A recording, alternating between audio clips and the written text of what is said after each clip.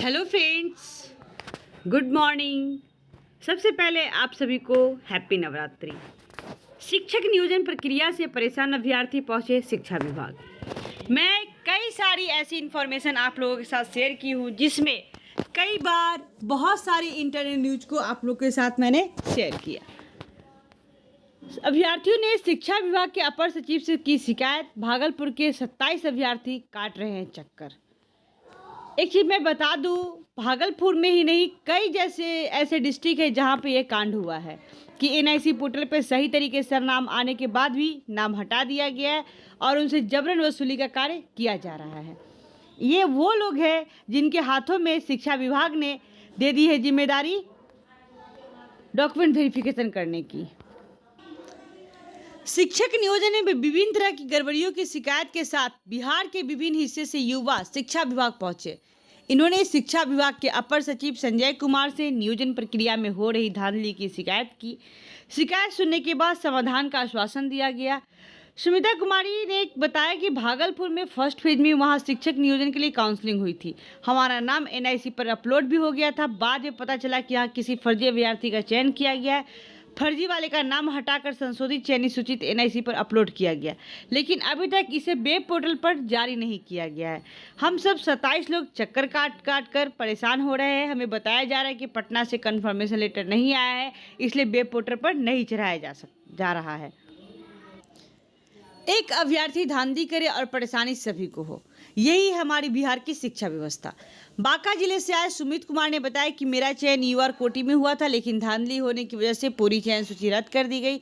Ranjit sir ने जो पहले पत्र जारी किया था उसमें कहा गया था कि जो भी सूची रद्द करनी है तो 24 से 48 घंटे के अंदर रद्द करना, लेकिन 1.5 महीने के बाद नियोजन रद्द किया जा रहा है।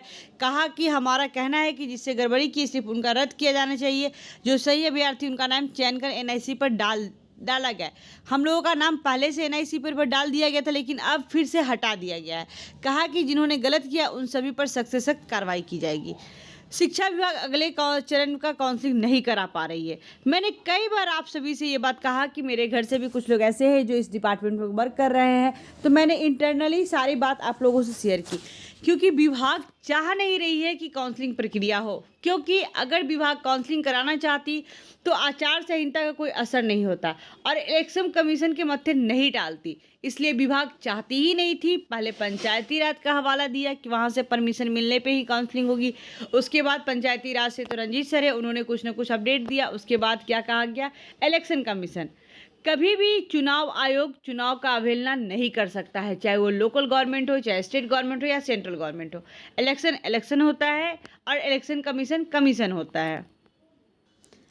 शिक्षा विभाग अगले चरण का काउंसलिंग नहीं करा रहा। टीईटी उत्तीर्ण शिक्षक संघ के अध्यक्ष राजेंद्र प्रसाद ने बताया कि 2.5 महीने से हम सभी दौड़ रहे हैं। 2 चरण के बाद तीसरे चरण की काउंसलिंग नहीं हो रही है। शिक्षा विभाग ने निर्वाचन आयोग से काउंसलिंग के लिए अनुमति मांगी, लेकिन आयोग ने जो डॉक्यूमेंट विभाग से मांगा उसे देना चाहिए था, लेकिन सरकार नहीं दे रही। इससे पता चलता है कि सरकार की मंशा साफ नहीं है। शिक्षक नियोजन में कहा गया था कि 48 घंटे के अंदर आपत्ति कर 2.5 माह बाद आपत्ति हो रही है। अजीब बात यह है कि एक अभ्यर्थी गड़बड़ी कर रहा है तो उसे सेंटर पर सभी का नियोजन रद्द कर दिया जा रहा है। इसके लिए कोई सुरक्षित महसूस नहीं कर रहा, सभी डरे हुए हैं कब किसका नियोजन रद्द हो जाए। आयोग ने शिक्षा विभाग से डाटा मांगी, विभाग क्यों नहीं दे रहा है डाटा। एनआईएस डीएलएस शिक्षक संघ अध्यक्ष पप्पू कुमार ने बताया कि 2 माह से ज़्यादा समय हो गया, अगले राउंड की काउंसलिंग की तिथि नहीं निकली। कहा गया था कि चुनाव आयोग से अनुमति मांगी, लेकिन आयोग ने विभाग से जो डाटा मांगा वो कहाँ काउंसलिंग करेंगे, कहाँ नहीं करेंगे, आयोग को नहीं दिया गया। किसी प्रखंड में एक अभ्यर्थी धांधली करता तो पूरे सेंटर के सभी चयनित अभ्यर्थियों की सूची रद्द की जा रही है। ऐसे में बांका से आए अभ्यर्थियों ने बताया कि उनसे वसूली। मैंने कई बार कहा कि एनआईसी पोर्टल से नाम हटाने के बाद उन्हें कॉल जा रहा है, बशर्ते कॉल जाने के साथ साथ बहुत सारे ऐसे अभ्यर्थी है, मेरे फ्रेंड सर्किल में बहुत सारे ऐसे लोग हैं जिनको कॉल गया और कहा गया कि आपको इतने पैसे देने होंगे तो एनआईसी के पोर्टल फिर से नाम आएगा। तो सामने से जवाब में मेरे क्या कहा गया कि पहले जो एनआईसी पोर्टल पर नाम आया था उसका पीडीएफ काउंसलिंग लेटर सारा चीज़ मेरे पास है, आपको जो करना है कर लीजिए, हम देखते हैं कैसे ये चीज़ काउंसलिंग यहाँ से मेरा नाम हटता है एनआईसी की पोर्टल से। बांका से आए कई अभ्यर्थियों ने भास्कर को बताया कि नियोजन रद्द करने से पहले सही अभ्यर्थियों को भी सेंटर पर फ़ोन करके खास मकसद से बुलाया गया। अभ्यर्थियों को जब लगा कि पैसे के लेन देन के लिए बुलाया जा रहा तो वो नहीं गए। सर्टिफिकेट की जांच जल्द कराकर नियुक्ति पत्र दें। मैं एक बात बता दूं कि विभाग जो है अपनी तरह से कार्रवाई कर रहा है, लेकिन इतनी सुस्ती से कर रहा है कि वो दिसंबर क्या अगले न्यू सेशन जो मार्च का होता है उससे पहले कोई चीज़ का कोई औचित्य ही नहीं बन रहा है, ना ही कोई किसी तरह से कोई लिंक दिख रहा है कि नियोजन प्रक्रिया कंप्लीट हो पाएगी। नहीं गए उसके बाद देखिए वैसे कई ऐसे भी शिक्षक अभ्यर्थी पहुंचे जिनका चयन हो गया है। इन सब का कहना है कि सरकार नियुक्ति पत्र नहीं दे रहे हैं। हम सभी डरे हुए कि कब कहाँ क्या हो जाए। सरकार जल्द से जल्द सर्टिफिकेट की जांच कराए और नियुक्ति पत्र दे, लेकिन अभी तक सर्टिफिकेट की जांच की प्रक्रिया ही शुरू नहीं हुई है। चयनित अभ्यर्थियों के मूल प्रमाण पत्र नियोजन इकाई में जमा है। और साथ में यह बात भागलपुर के जो लेटर है आज 9/10/2021 शिक्षा विभाग के अपर मुख्य सचिव ने कहा 1100 नियोजन इकाइयों में 15 दिसंबर के बाद होगी काउंसलिंग।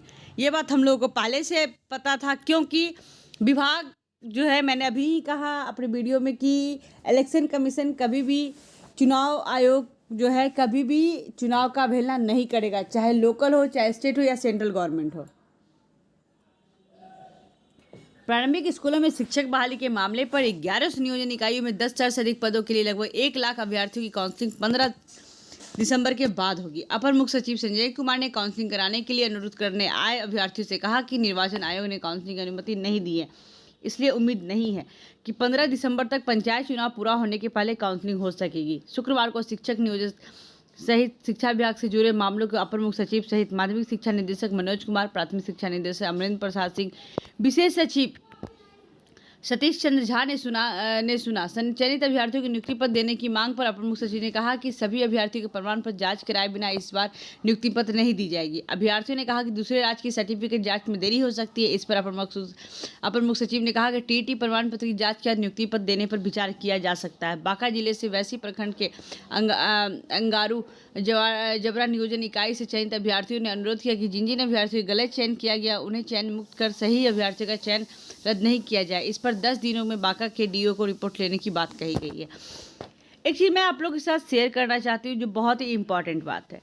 गवर्नमेंट की नीति है कि कुछ काम अभी करे, कुछ काम अगले इलेक्शन तक बचा के रखे।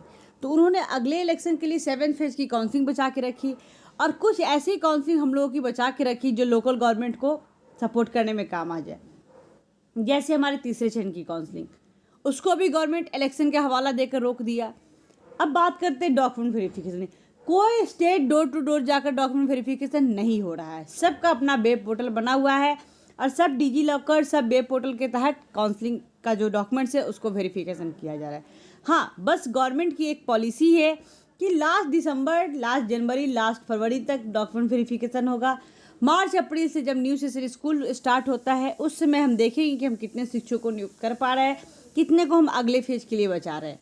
मेन नीति हमारी गवर्नमेंट की ये है, जिसकी वजह से हमारे सभी चयनित अभ्यर्थी परेशान हो रहे हैं और जिनका चयन नहीं हुआ है उनकी भी सांसें अटकी हुई है कि गवर्नमेंट कब क्या रुख ले ले कोई नहीं जानता है। उन्हें कहाँ पड़ी है अपने राज्य की जनता के लिए। दूसरी बात रही काउंसलिंग की, तो जब भी काउंसलिंग की बात आती है तीसरे चरण की तो हवाला दिया था इलेक्शन कमीशन। फिर क्यों कहा गया कि 20 सितंबर और 20 अक्टूबर से तक कुछ अपडेट आएगी और अक्टूबर के पहले सप्ताह तक हम काउंसलिंग कराएंगे। क्यों बोला गया कि आचार संहिता का असर इस काउंसलिंग पर नहीं पड़ेगा, ये क्योंकि यह काउंसलिंग प्रक्रिया पहले से चलती आ रही है, ये बहाली की है।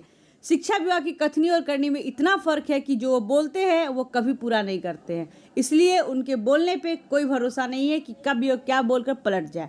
पहले कहते हैं जो जितने भी स्टेट अभ्यर्थी पास है सबको नौकरी मिलेगा, और अब कहते हैं कि स्टेट कोई पात्रता परीक्षा, ये स्टेट और सीटेट पात्रता परीक्षा ना कि जॉब के लिए सर्टिफिकेट है।